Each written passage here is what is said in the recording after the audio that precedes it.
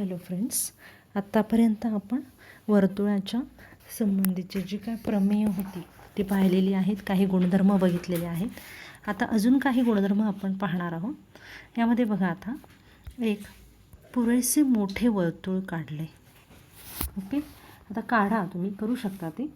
एक पुरेसे वर्तुळ काढा आणि यामध्ये वर्तुळाची रेख AC ही जी जीवा आहे, वर्तुळाची रेख AC ही जी जीवा आहे, या जीवे आता ही जी एक जीवा आहे, आता वर्तुळावर B हा कोणताही एक बिंदू घेतला आणि AB आणि BC जोडलं। ओके, मग ABC हा आंतरलिखित कोन आहे, कोन ABC हा आंतरलिखित कोन आहे।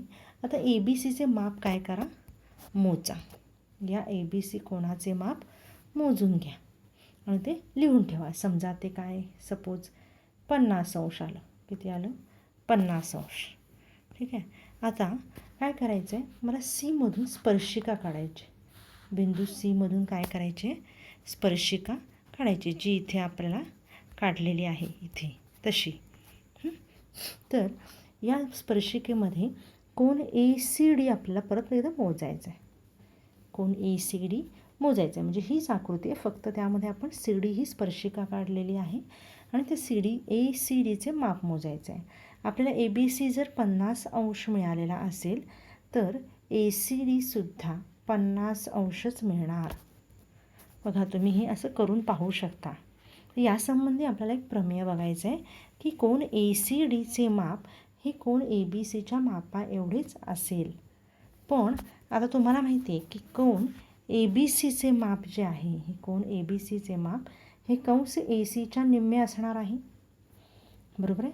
कंस ACच्या निम्मे असणार आहे। मग कोन ACDचे मापसुद्धा कंस ACच्या निम्मे असते। आता ह्यालाच आपण स्पर्शिका छेदिका कोनाचे प्रमेय असे म्हणतोय। हा जो आत्ता गुणधर्म आपण अभ्यासणार आहोत तो स्पर्शिका छेदिका कोनाचे प्रमेय। बघा काय आहे प्रमेय, शिरोबिंदू वर्तुळावर असलेल्या कोनाची एक भुजा वर्तुळाची स्पर्शिका असेल। एक भुजा काय आहे, वर्तुळाची स्पर्शिका असेल आणि दुसरी भुजा वर्तुळाला आणखी एका बिंदूत छेदत असेल, म्हणजे छेदिका आहे। कोनाची एक भुजा काय आहे, स्पर्शिका आहे आणि कोनाची दुसरी भुजा काय आहे, छेदिका आहे। तर त्या कोनाचे माप त्याने आंतरखंडित केलेल्या कंसाच्या मापाच्या निम्मे असते। काय, त्या कोनाचे माप त्या कोनाने आंतरखंडित केलेला हा जो कंस आहे ADB याच्या निम्मे असते। आता यामध्ये बघा 3 शक्यता असतील, स्पर्शिका छेदिका। आता ही जी स्पर्शिका आहे आणि ही जी छेदिका आहे, छेदिका आहे वर्तुळ केंद्र M मधून गेलेली आहे। दुसऱ्या केसमध्ये बघा काय आहे, जो वर्तुळ केंद्र आहे तो त्या कोनाच्या बाह्य भागात आहे आणि इथे जे वर्तुळ केंद्र आहे ते कोनाच्या अंतर्भागात आहे, बरोबर आहे? आता विधानावरून पहिल्यांदा काय आहे, पक्ष कोन ABCचा शिरोबिंदू केंद्र M असलेल्या वर्तुळावर आहे।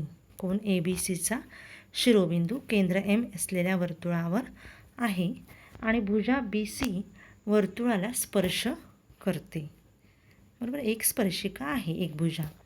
भुजा BA वर्तुळाला A मध्ये छेदते। भुजा BA वर्तुळाला A मध्ये छेदते आणि कंस ADB हा, म्हणजे हा जो आहे हा कंस ADB याने आंतरखंडित केलेला हा कोन ABCने आंतरखंडित केलेला कंस आहे, म्हणजे कोन ABCने आंतरखंडित केलेला कंस जो आहे तो ADB हा कंस आहे। तर यावरून आपल्याला सिद्ध काय करायचं आहे, कोन ABC बरोबर 1/2 माप कंस ADB। लक्षात येतं आहे का? कोन ABC म्हणजे हा जो कोन आहे याचं माप हे माप कंस ADBच्या निम्मे असणार आहे। ओके, तर प्रमेयाची सिद्धता आपल्याला 3 शक्यता विचारात घेऊन द्यावी लागेल। पहिली शक्यता काय आहे की वर्तुळ केंद्र M हे ABCच्या एका भुजेवर असल्यास, बरोबर आहे. वर्तुळ केंद्र हे काय आहे, कोन ABCच्या एका भुजेवर आहे. मग कोन ABC बरोबर कोन MBC 90 अंश असणार आहे, कारण स्पर्शिका छेदिका प्रमेय, स्पर्शिका त्रिज्या प्रमेय आपलं आठवतं आहे का तुम्हाला.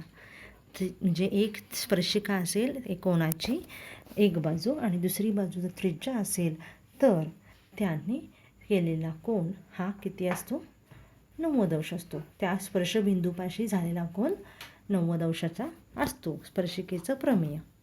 मग जर तो 90 अंश असेल आणि केंद्र एममधून जाणारी भुजा असते म्हणजे व्यास आहे तो, मग कंस ADB हे काय आहे, अर्धवर्तुळ आहे. कंस ADB काय आहे, अर्धवर्तुळ आहे.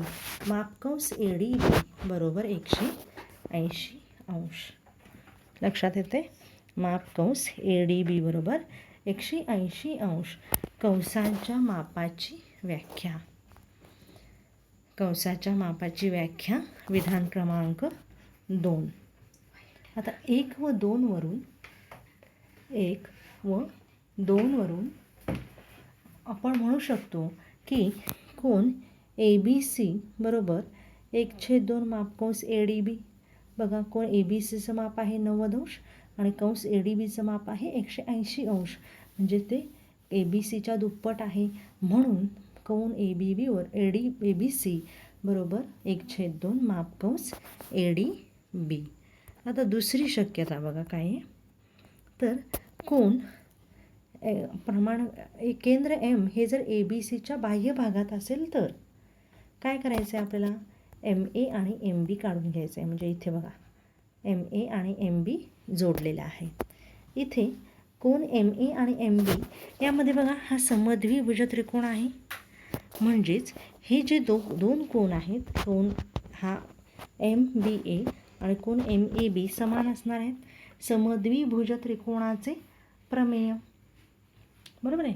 समद्विभुज त्रिकोणाच्या प्रमेयानुसार कोन MBA आणि कोन MAB एकरूप असणार आहेत, म्हणून ते XX मानले. ठीक आहे. आणि कोन ABC Y मानला. आता कोन MBC किती आला, X अधिक Y, बरोबर आहे. आणि कोन BMA किती असणार आहे, 180 वजा या दोघांची बेरीज X अधिक X, म्हणजे 180 वजा 2X, बरोबर आहे. बघूया आता काय काय करायचं आहे ते सिद्धता बघा. MBA बरोबर MAB समद्विभुज त्रिकोणाचे प्रमेय आणि कोन MBC 90 अंश असणार आहे, स्पर्शिकेचे प्रमेय. म्हणजे हा जो कोन आहे कोन MBC, हा जो कोन आहे हा किती असणार आहे, 90 अंश असणार आहे. कारण का, तर तिथे स्पर्शिका त्रिज्या प्रमेय आपण तिथे वापरलेलं आहे, बरोबर आहे. विधान क्रमांक 1 म्हटलं. आता कोन MBA मध्ये कोन MAB X मानलं इथे बघा या आकृतीमध्ये, आणि कोन ABC हा Y मानला आहे, कोन ABC Y मानला आहे. आता कोन AMB बरोबर 180 वजा या दोन कोनांची बेरीज म्हणजे X अधिक X, म्हणून 180 वजा 2X, बरोबर आहे. मग कोन MBC म्हणजे हा जो कोन आहे कोन MBC बरोबर काय येणार, MBA अधिक ABC येणार, म्हणजे हा कोन प्लस हा कोन, बरोबर आहे. मग या दोन कोनांची बेरीज म्हणजेच X अधिक Y, मग X अधिक Y किती असणार आहे, 90 अंश. कारण कोन MBC 90 अंश आहे स्पर्शिका त्रिज्या प्रमेयानुसार. तर 2X अधिक 2Y किती होणार, 180. या समीकरणाला काय केलेलं आहे, 2ने गुणलेलं आहे, म्हणून 2X अधिक 2Y बरोबर 180. आता त्रिकोण AMB मध्ये बघा, त्रिकोण AMB मध्ये 2X अधिक कोन AMB म्हणजे कोन AMB बरोबर किती येणार, 180.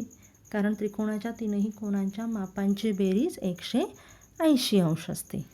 मग 2X अधिक 2Y, मी 180च्या ऐवजी काय लिहिलं, 2X अधिक 2Y लिहिलं. बघा कुठलं लिहिलं, इथे आहे हे. मग 180च्या ऐवजी मी काय लिहिलं, 2X अधिक 2Y बरोबर 2x अधिक कोन AMB आहे, अशी ही बाजू जी होती इकडची ती आहे अशी लिहिली. आता 2x कॅन्सल झाले, 2y बरोबर AMB. मग y बरोबर 1/2 कोन AMB, 1/2 कोन AMB. मग 1/2 कंस ADB. आता 1/2 कोन AMB आपण बरोबर ABC हे आधी सिद्ध केलेलं आहे. कारण बघा, हा केंद्रीय कोन आहे, हा या कोनाला आंतरखंडित केलेला कंस हा आहे. हे जे आपण प्रमेय आहे सुद्धा. तर आता विचार करा एवढाच, y बरोबर 1/2 AMB म्हणजेच 1/2 कंस ADB. बरोबर आहे. आता तिसरी शक्यता काय आहे बघा. आता इथे तिसरी शक्यता, यामध्ये कोन हा जो केंद्रबिंदू आहे वर्तुळाचा तो त्या कोनाच्या अंतर्भागात आहे. मग मी काय केलं, किरण BE काढला, विरुद्ध किरण BE हा काय केला, BCच्या विरुद्ध किरण काढला. मग कोन ABE बरोबर 1/2 माप कंस AFB काय येणार, माप कंस AFB. बरोबर, याच्याबरोबर निम्मा असणार आहे याचं कोन, आपण सिद्ध केलेलं आहे हे. तर 180 वजा, आता हा जो 180 मधून आपल्याला काय वजा करायचं आहे, कोन ABC म्हणजे हा जो कोन आहे हा वजा केला, कोन ABC. मग आपल्याला काय मिळेल, कोन ABE मिळेल. बरोबर आहे ना, कोन ABE मिळेल. आता हे 180 का, तर एक रेषीय जोडीतील कोन आहे. बरोबर आहे. मग 180 मधून हा कोन वजा केल्यावर कोन ABE मिळतोय, कारण रेषीय जोडीतील कोन आहे. बरोबर आहे. मग इथे काय येणार, कोन ABC, ABC. ओके.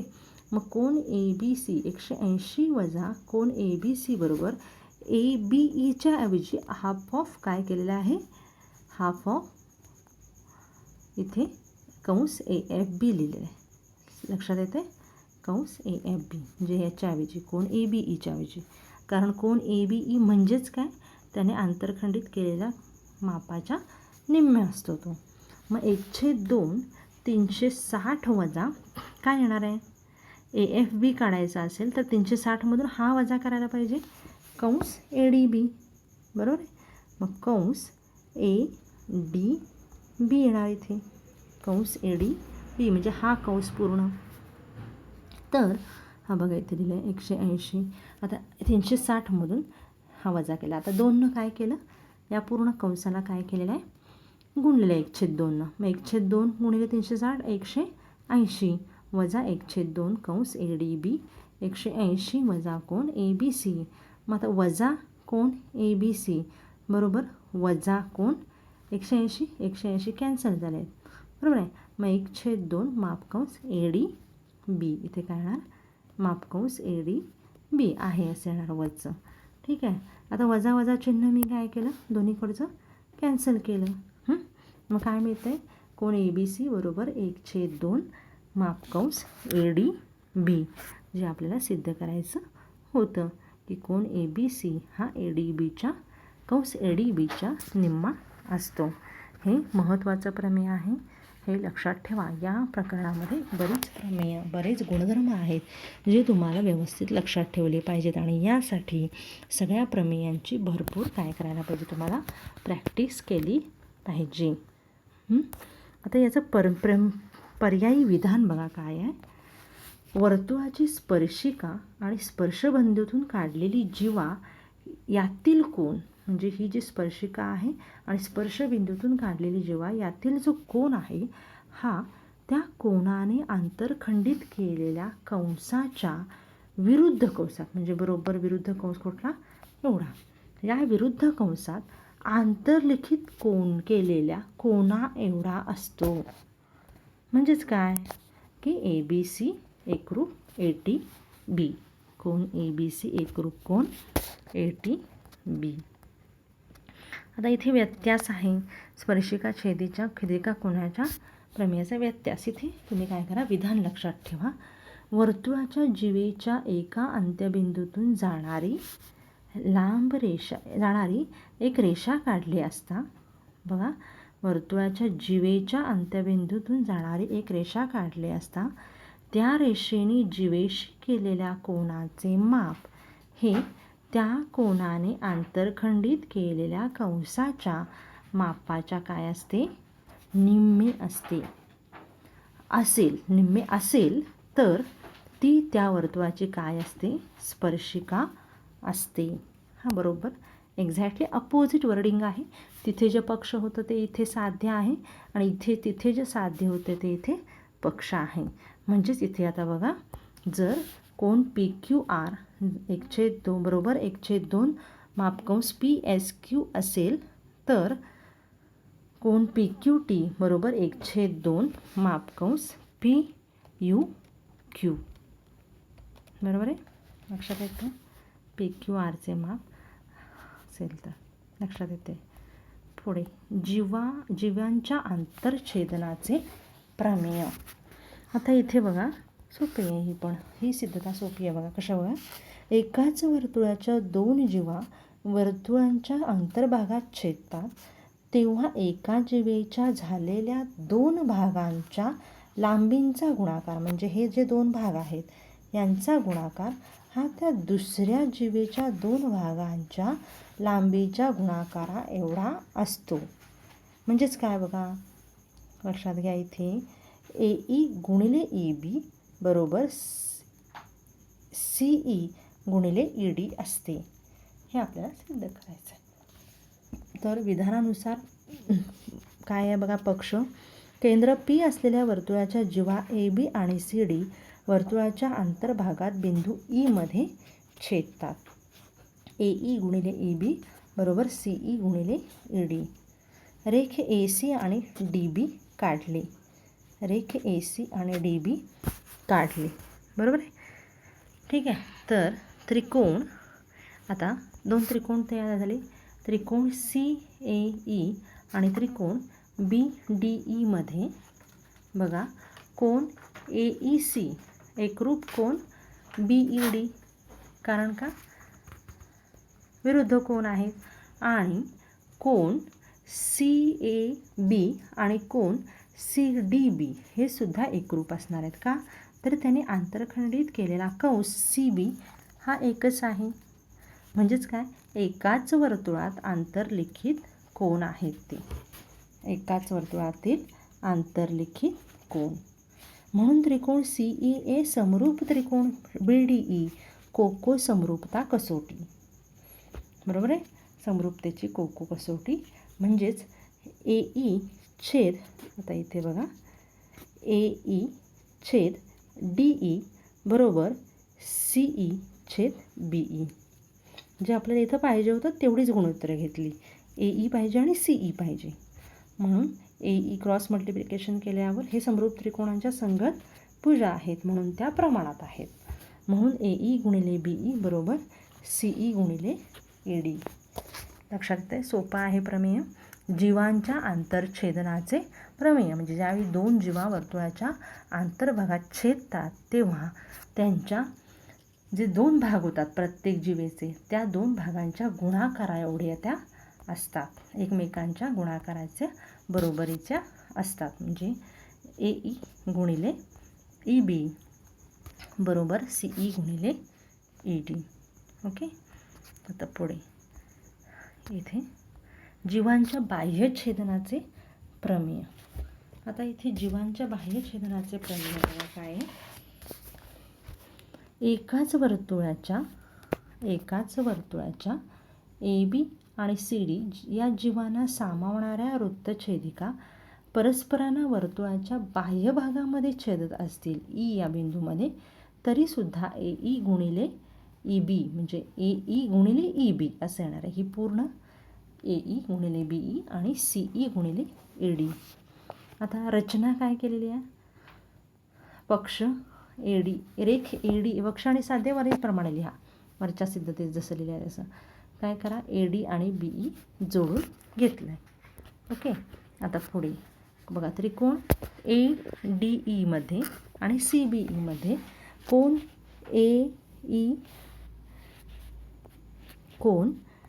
AED म्हणजे हा जो कोण आहे हा कोण एकरूप कोण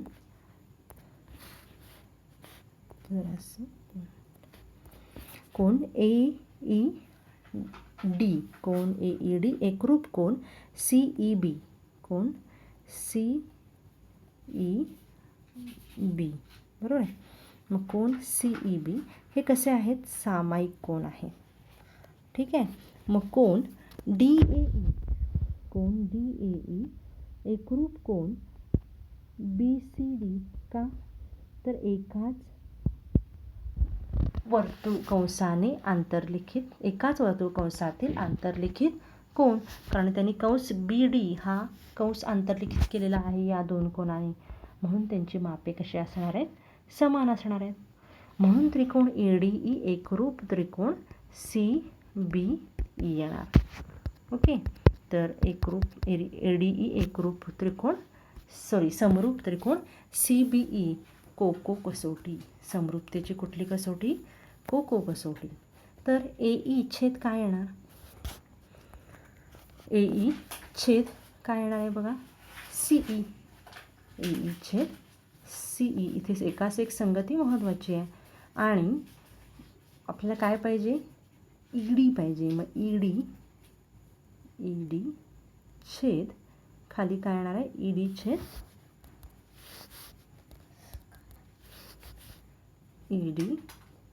छेद EB लक्षात येते. आणि यांचा क्रॉस मल्टिप्लिकेशन केल्यावर काय येणार, CE गुणिले ED आणि AE गुणिले काय येणार, AE गुणिले EB लक्षात येते. हेच आपल्याला सिद्ध करायचं होतं, AE गुणिले EB आणि CE गुणिले ED. ओके. तर हे आपण बघितलेलं आहे. आता पुढचं आणखीन एक प्रमेय आपण पाहणार आहोत. बघा, स्पर्शिका छेदिका रेषाखंडाचे प्रमेय. वर्तुळाच्या बाह्य भागातील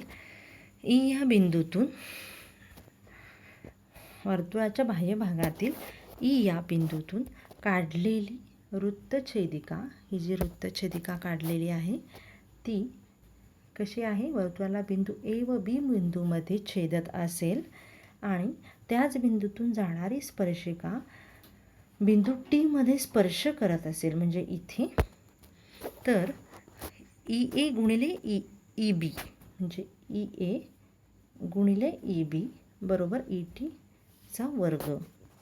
आता बघा काय केलं, रचना TA आणि TB काढल्या. ठीक आहे. रचना TA आणि TB काढल्यानंतर त्रिकोण EAT आणि त्रिकोण ETB आणि ETB या त्रिकोणामध्ये कोण AET एकरूप कोण TEB सामायिक कोण, कोण E हा सामायिक कोण आहे यामध्ये, आणि कोण ETA हा कोण आणि हा कोण एकरूप असणार आहे. का, तर स्पर्शिका छेदिका प्रमेय आपण पाहिलेला आहे.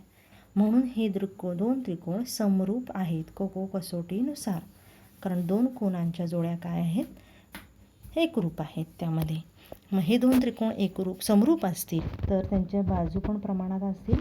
म्हणून ET छेद EB बरोबर EA छेद ET. क्रॉस मल्टिप्लिकेशन केल्यावर EA गुणिले EB बरोबर ET चा वर्ग. लक्षात येते. तर इथंपर्यंत आपण पाहिलेलं आहे. तर बघूया काय काय बघितलेलं आहे. पहिला, इथे हा जो प्रमेय आहे, म्हणजे दोन जीवा एकमेकांना वर्तुळाच्या अंतर्भागात छेदतात, तर तिथे AE गुणिले EB आणि CE गुणिले ED याला जीवा आंतरछेदनाचं प्रमेय म्हणतात. इथे जे प्रमेय आहे AE गुणिले EB आणि CE गुणिले ED हे जीवांच्या बाह्यछेदनाचे प्रमेय आहे. आणि हे जे प्रमेय आहे स्पर्शिका छेदिका रेषाखंडाचे प्रमेय आहे. EA गुणिले EB बरोबर ETचा वर्ग. आणि हे लक्षात ठेवायचे आहेत गुणधर्म तुम्हाला सगळे, कारण वेगवेगळ्या सिद्धता सोडवताना आणि उदाहरणे सोडवताना तुम्हाला या सर्व गुणधर्मांचा वापर करावा लागणार आहे. तर या प्रकरणाची भरपूर उजळणी करावी लागणार आहे. मी एकदाच सांगून तुम्हाला हे पटकन लक्षात येईल असं नाही. तुम्हाला हे स्वतः थोडं वाचावं लागणार आहेत. सगळे गुणधर्म, सगळे प्रमेय पाठ करा, न बघता लिहून काढा आणि मगच उदाहरणे सोडवायला घ्या. धन्यवाद.